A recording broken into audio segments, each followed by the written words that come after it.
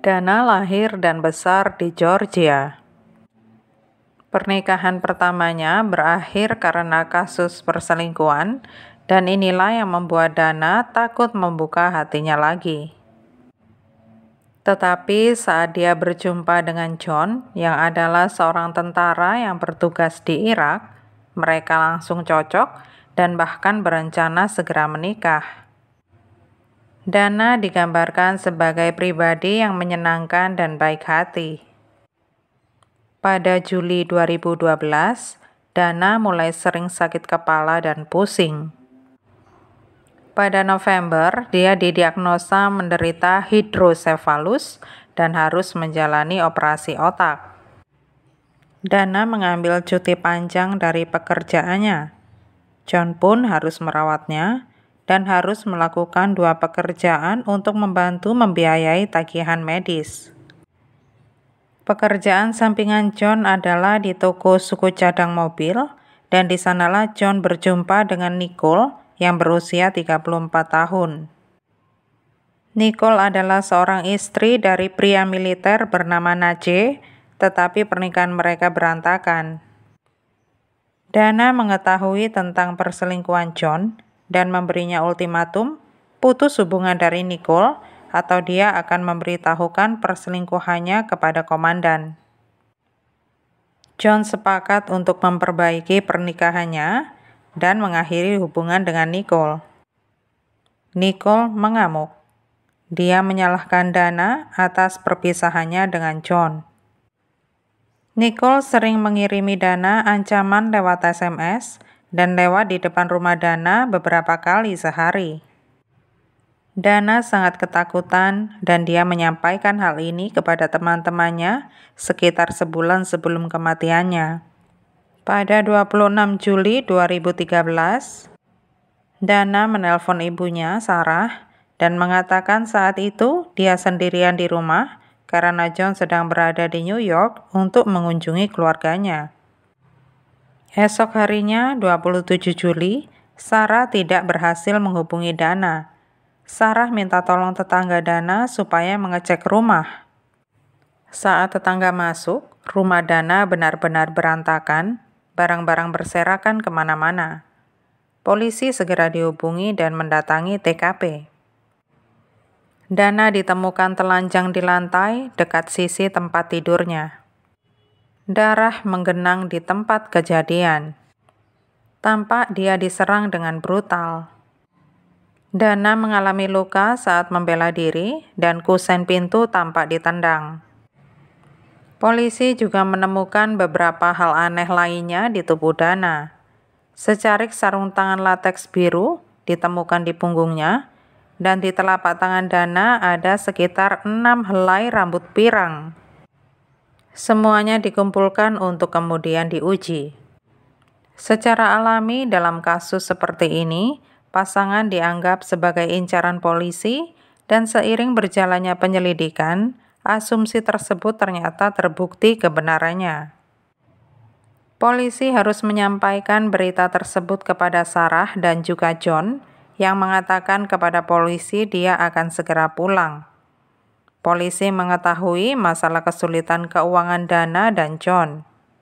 Dia sedang berada di New York bersama ibu dan saudarinya. Hasil otopsi Dana menunjukkan bahwa penyebab kematiannya adalah trauma benda tumpul, tetapi tidak mengalami pelecehan seksual. Polisi mengetahui dari Heidi, teman Dana, bahwa dia dibuntuti oleh Nicole.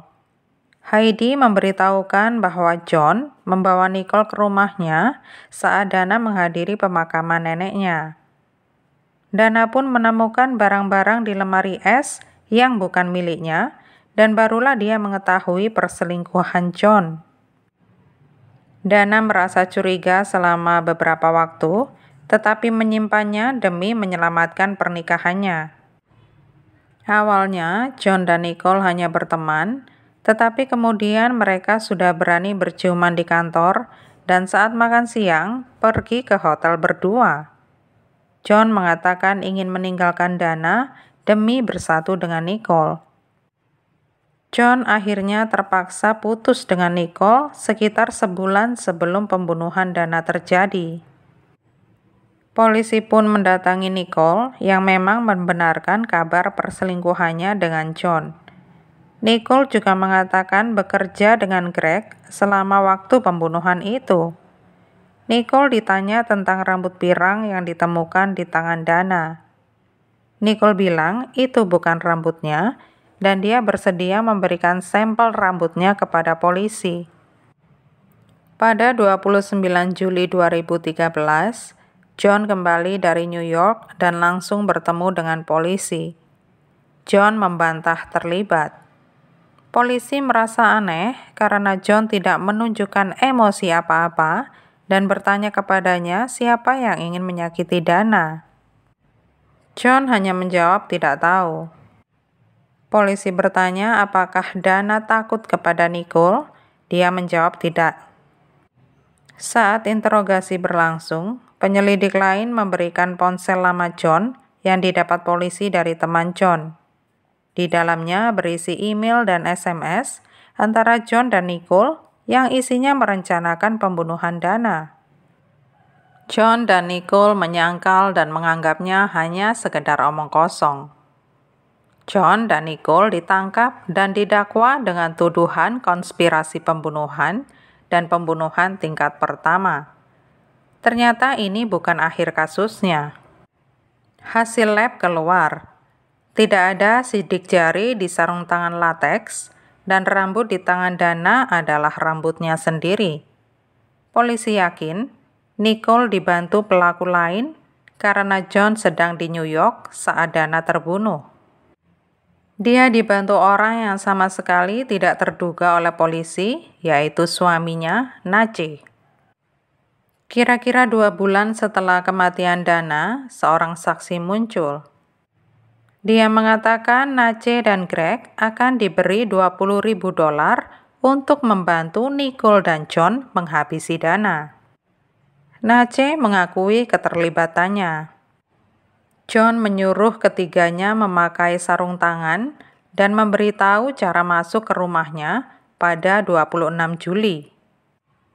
Pada malam kejadian, ketiga pelaku masuk ke rumah Dana sekitar jam 1 pagi.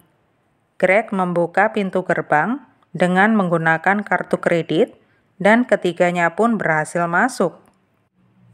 Nace lah yang membunuh Dana.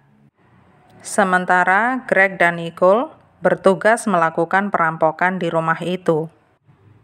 Setelah melakukan pembunuhan dan perampokan, mereka bertiga pergi ke apartemen Greg dan di sana Greg mengumpulkan pakaian penuh darah dan senjata pembunuh. Keesokan harinya, Greg memberitahu Nicole kalau dia telah membakar pakaian mereka dan melemparkan senjatanya ke sungai terdekat. Nace dan Greg juga ditangkap karena konspirasi dan pembunuhan tingkat pertama. Pada 2015, Nicole, John, dan Nace mengaku bersalah atas pembunuhan tingkat pertama. Mereka dijatuhi hukuman penjara seumur hidup, tetapi beberapa dakwaan dibatalkan karena kesepakatan pembelaan mereka. John dijatuhi hukuman penjara 28 tahun, Nicole selama 23 tahun, dan Nace selama 40 tahun. Sesuai catatan penjara, John tetap dipenjarakan di Lembaga Permasyarakatan Virginia. Dia akan keluar dari penjara tahun 2039. Sementara itu, Nicole dipenjara di Lembaga Pemasyarakatan Wanita di Virginia. Dia akan dibebaskan pada Mei 2035. Greg mengaku bersalah atas persekongkolan untuk melakukan pembunuhan besar-besaran. Dia dijatuhi hukuman 17 tahun penjara.